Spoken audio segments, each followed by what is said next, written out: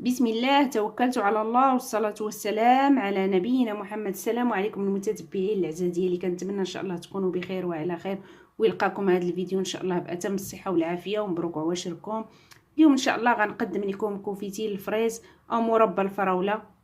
كنتمنى ان شاء الله ينال الاعجاب ديالكم ويصدق لكم، والصراحه البنات راه كيجي رائع جدا من ألذ ما يكون.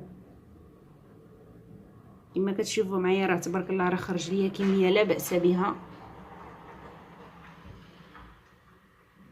كنتمنى تجربوه حتى نتوما ان شاء الله ويصدق لكم، وتبارك الله عليكم. كثروا باللي لايك والتعليق الزوينين ديالكم. اللي مازال ما